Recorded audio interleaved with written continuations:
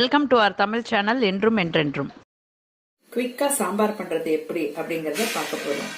நான் இதுல துவரம் பருப்பு வேக வைக்கிறதுக்கு ரெடியா ஒரு சின்ன டம்ளரால 1.5 டம்ளர் துவரம் பருப்பு எடுத்துட்டு இருக்கேன்.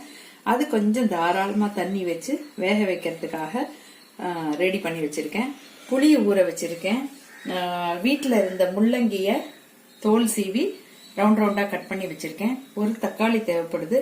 சின்ன வெங்காயம் ஒரு 15 சின்ன வெங்காயத்துக்கு மேல உரிச்சு வச்சிருக்கேன். கேப்சிகம் போட்டு பண்ண போறேன். முள்ளங்கியும் கேப்சிகமும் போட்டு ஒரு சாம்பார் பண்ண போறேன். எப்படின்னு பாப்போமா? முதல்ல என்ன பண்ணலாம், நம்ம துவரம் பருப்பு தண்ணி விட்டு வச்சிருக்கோம் இல்லையா, அதுல முள்ளங்கி இதுல போட்டுக்கலாம். அப்போ நமக்கு சீக்கிரமா வெந்துடும். பருப்பு வேகும் போதே அதுவும் வெந்துடும். நமக்கு ஈஸி ஆயிடும் நம்மளோட வேலை. அதோட கொஞ்சோண்டு மஞ்சள் பொடி போட்டு வேக வச்சுப்போம். வேக வைக்கும் போதே அதுல இன்னும் நல்ல மையா வேகணும் அப்படின்னா 1 ஸ்பூன் எண்ணெய் போட்டுக்கணும். அதையும் போட்டுட்டேன். இப்போ குக்கர்ல ஸ்டவ்ல தண்ணி வச்சு குக்கர் வச்சிருக்கேன். இப்போ இதை இப்படி வைக்க போறேன். இது ப்ரெஷர் குக் பண்ணி நல்லா மேஷ் பண்ணி சாம்பார் பண்ண போறோம். இப்போ நான் பண்ற சாம்பாருக்கு கொஞ்சமா தேங்காய் மட்டும் அரைச்சு விடுவேன். தேங்காய் அரைச்சு விடுறது ஆப்ஷனல், டோட்டலி ஆப்ஷனல் தான். தேங்காயும் கருவேப்பிலையுமா அரைச்சு விடுவேன். இது கருவேப்பிலை நான் வாங்கி அலம்பி ட்ரை பண்ணி வீட்டில் வச்சிருக்கேன். இல்லைனாலும் நம்ம யூஸ் பண்றதுக்கு வசதியா இருக்கும். ஏன் இந்த மாதிரி அரைச்சு விடுவேன்னா, கருவேப்பிலை அப்படியே போட்டோம்னா தனித்தனியா எடுத்து வச்சிருவாங்க. கருவேப்பிலைக்கு இருக்கிற அந்த மருத்துவ சக்தி நம்ம உடம்புல சேராம குப்பையில போகும். கண்டிப்பா கொதிக்கும் போது எல்லா சாரும் இறங்கி இருக்கணுங்கிறதுக்காக சேர்த்து போட்டு அரைச்சு விட்டுருவேன் நான். இது சிம்பிளா வீட்டுல பண்ற சாம்பார். அரைச்சு விட்ட சாம்பார், இன்னும் பல சாம்பார்லாம் இருக்கு. அதெல்லாம் நம்ம போக போக பார்ப்போம். இப்போ ஒரு வாணலியில நல்ல ஒரு 3-4 ஸ்பூன் கிட்ட எண்ணெய் ஊத்திக்கிறோம். ஊத்திட்டு கடுகு தாளிக்க போறோம்.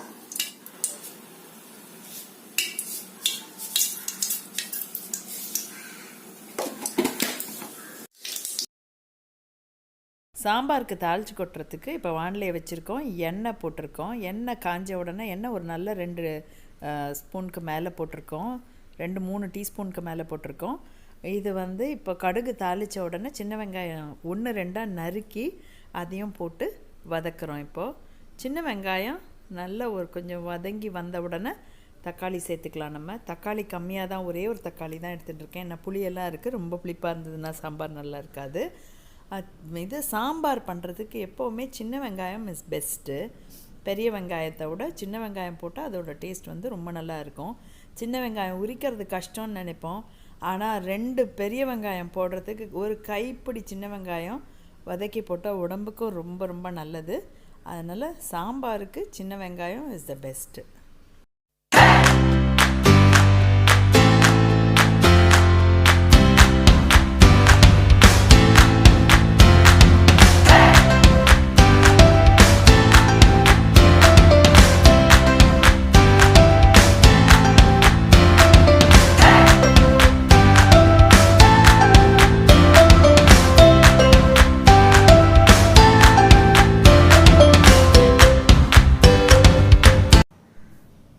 இப்போ நல்ல இந்த வெங்காயமும் தக்காளியும் வதங்கி சேர்ந்து வரும்போது கேப்சிகம் நறுக்கி போட்டிருக்கேன். கேப்சிகம் கொஞ்சம் பெருசாகவே நறுக்கி போடலாம். நறுக்கி போட்டு வதக்கிட்டே இருக்கும்போது தேவையான அளவு உப்பு போடுறேன். கல்லுப்பு யூஸ் பண்ணியிருக்கேன். கல்லுப்பு நல்லது, உடல் ஆரோக்கியத்துக்கு ரொம்ப நல்லது. அண்ட் டேஸ்ட்டும் நல்லா பளிச்சுன்னு தூக்கி கொடுக்கும். இப்போ நல்ல 2 டேபிள் ஸ்பூன் சாம்பார் பொடி போட்டுக்கலாம். இந்த சாம்பார் பொடி நம்மளே வீட்டில் சாமான் வாங்கி வறுத்து அரைச்ச சாம்பார் பொடி. இது எப்படி செய்யறதுங்கிற செய்முறை விளக்கம்லாம் ரொம்ப கிளியராக நம்ம இந்த வீடியோவுக்கு கடைசியிலேயே நம்ம சொல்லியிருக்கோம். அதன்படி பண்ணலாம். இந்த சாம்பார் பொடி எங்கள் மாமியார் எனக்கு சொல்லி கொடுத்த ரொம்ப ஸ்பெஷல் டிப்பு. எல்லோரும் இங்கே ஜென்ரலாக மிளகாவும் தனியாவும் ஒரே சேம் அளவில் போட்டு செய்வாங்க. ஆனால் எங்கள் மாமியார் மிளகா 1 எடுத்துட்டாங்கன்னா மிச்ச சாமான்லாம் சேர்ந்து 1 வர்ற மாதிரி இருக்கும். மிளகா ஜாஸ்தியாக தான் இருக்கும். ஆனால் அந்த மிளகாவில் விதவிதமான மிளகாயும் அவங்க சேர்த்து செய்வாங்க. அதனால் ரொம்ப யூனிக்காக, ரொம்ப மனம் குணம் சுவை சொல்லுவாங்க இல்லையா, அந்த மாதிரி எல்லாமே சேர்ந்துருக்கும் இந்த சாம்பார் பொடியில். இப்போ இந்த சாம்பார் பொடியை போட்ட உடனே நல்லா ஊற வச்சுருந்த புளியை நல்லா இது பிசைஞ்சு விட்டு அந்த தண்ணியை வந்து இருத்து போட்டிருக்கேன், புளி கரைச்சி ஊற்றிருக்கேன். இந்த புளியை ஊற வச்சுருக்கோம் இல்லையா, அதை தண்ணியை கரைச்சி இப்போ ஊற்றினோம் இல்லையா, இந்த புளியை வந்து உடனே தூக்கி போட்டுறக்கூடாது. இந்த புளிக்கோதை திருப்பி தண்ணியில் வந்து இன்னும் கொஞ்சம் தண்ணியும் ஊற வச்சு யூஸ் பண்ணிக்கலாம். அந்த புளியை வந்து நம்ம கரைக்கும் போது நம்ம கையில் ஒரு குழக்குழப்பு தெரியும். அந்த குழக்குழப்பு இருக்கிற வரைக்கும் நம்ம தண்ணி கொஞ்சம் ஊற்றி ஊற வச்சு கசக்கி பிழிஞ்சு யூஸ் பண்ணிக்கலாம். க்ளீனாக அந்த குழக்குழப்பு இல்லாமல் வெறும் கோது இருக்கும்போது தூக்கி போட்டால் போகிறோம்.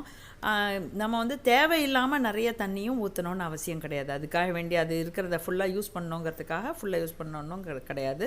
நமக்கு எந்த அளவுக்கு சாம்பார் வேணுமோ அந்த அளவுக்கு நீர் வந்து இது மூலமாக நம்ம பெருக்கிக்கலாம்.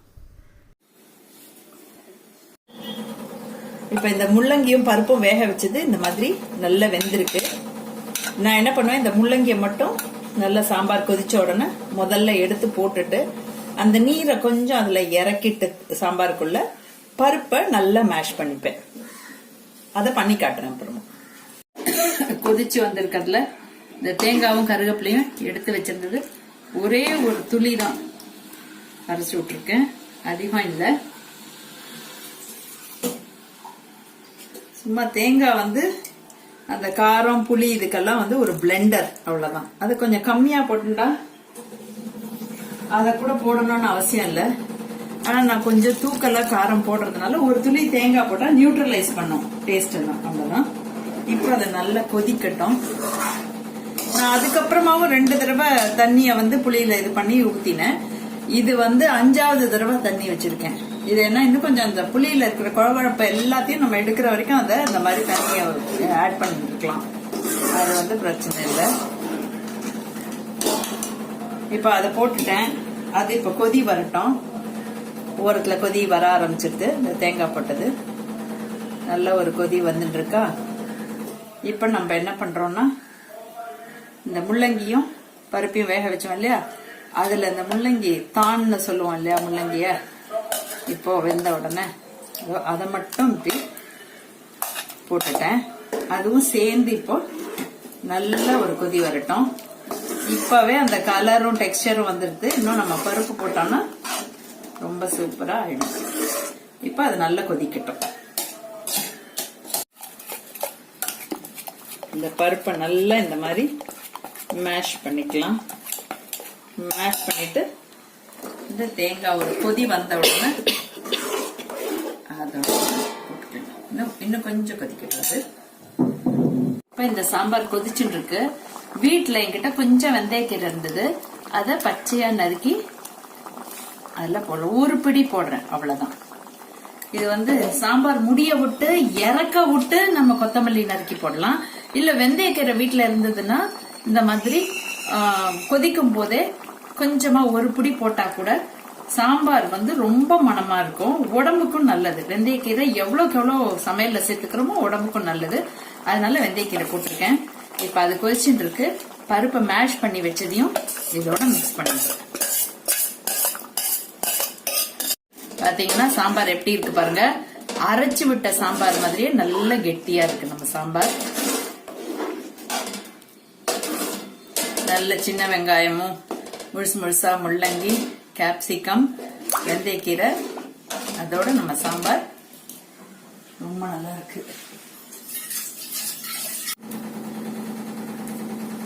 ஒரு 1/2 ஸ்பூன் கிட்ட பெருங்காயம் போடுறேன். நம்ம சாம்பார் பொடியிலேயே நிறைய பெருங்காயம் போட்டுதான் பண்ணியிருக்கோம்.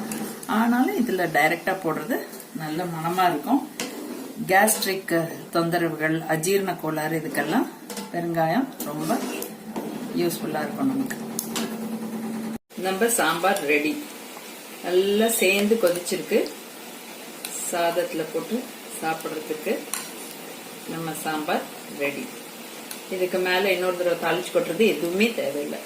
ஏன்னா நம்ம வெங்காயம் எல்லாம் தாளிச்சு கொட்டிட்டோம், பெருங்காயம் எல்லாம் போட்டுட்டோம், வெந்தயக்கீரை கொதிக்கட்டும் அப்படின்ட்டு சேர்த்து நறுக்கி போட்டுட்டோம். எல்லாமே பர்ஃபெக்டா இருக்கு. இந்த சாம்பார் இப்போ சர்வ் பண்ண ரெடி.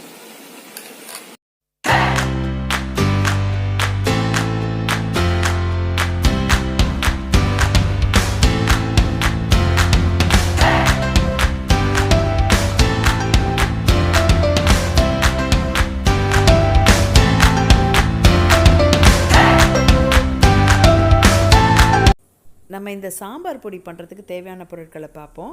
மிளகா முன்னாடி வேணும். மிளகா வந்து 1 கிலோ மிளகா. அந்த 1 கிலோ மிளகா 3 விதமான மிளகாயை எங்கள் மாமியார் எடுத்துப்பாங்க.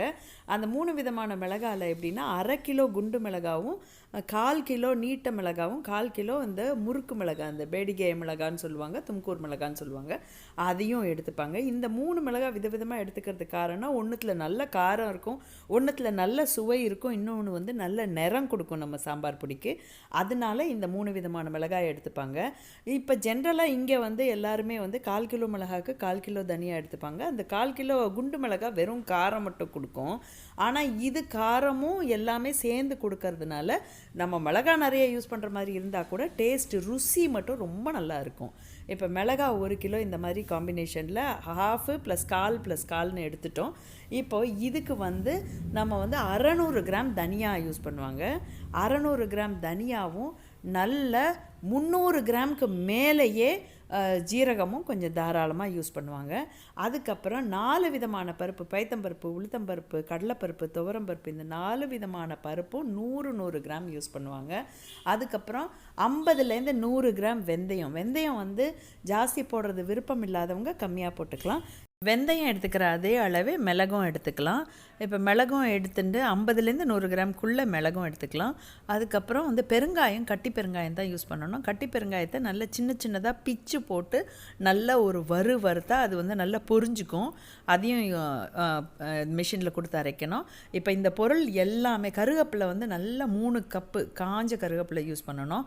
அந்த கருவேப்பிலை ஃப்ரெஷ்ஷான கருவேப்பிலையை வாங்கி நல்லா அலம்பி காய வச்சு அதை வந்து வறுத்து நம்ம வந்து பொடி பண்ணி யூஸ் பண்ணும்போது வண்டு வராமல் நல்லா இருக்கும் நமக்கு. இப்போ இந்த ஒவ்வொரு பொருளையும் நல்லா வறுத்துக்கணும். வறுத்து ஆற வச்சு மிஷினில் கொடுத்து நல்லா சாம்பார் பொடியாக அரைச்சின்னு வரணும். அரைச்சின்னு வர்றது மட்டும் முக்கியம் கிடையாது. அரைச்சின்னு வந்தோன்னா அது வந்து வேர்த்து விட்டுக்காமல் நல்ல ஒரு பேப்பரில் போட்டு ஃபேனுக்கு அடியில் இல்லாமல் ஆற வைக்கணும். நல்லா அந்த சூடெல்லாம் தணிஞ்ச விட்டு அதுக்கப்புறமா நம்ம ட்ரை கண்டெய்னர்ஸில் ஸ்டோர் பண்ணி வச்சோன்னா 1 வருஷம் ஆனாலும் கொஞ்சம் கூட கெட்டு போகாது, வண்டு வராது, நல்லா யூஸ் ஆகும். எல்லா காய்கறிகளுக்கும் ஃப்ரை பண்ணுறதுக்கு எல்லாமும் யூஸ் பண்ணலாம். அதனால் வெறும் சாம்பார் பொடி இல்லாமல் ஓவராலாக நம்மளோட சமையலுக்கே வந்து ஒரு ருசி தூக்கி கொடுக்கறதுக்கு இந்த சாம்பார் பொடி ஹெல்ப் பண்ணும். இந்த வீடியோ உங்களுக்கு பிடிச்சிருந்ததுன்னா லைக் பண்ணுங்கள், ஷேர் பண்ணுங்கள், சப்ஸ்கிரைப் பண்ணுங்கள். ஏற்கனவே சப்ஸ்கிரைப் பண்ணியிருந்தீங்கன்னா கண்டிப்பாக பெல் பட்டனையும் ப்ரெஸ் பண்ணுங்கள். அதனால நாங்கள் அப்பப்போ அப்லோட் பண்ணுற வீடியோக்களோட நோட்டிஃபிகேஷன் உங்களுக்கு இம்மீடியட்டாக கிடைக்கும்.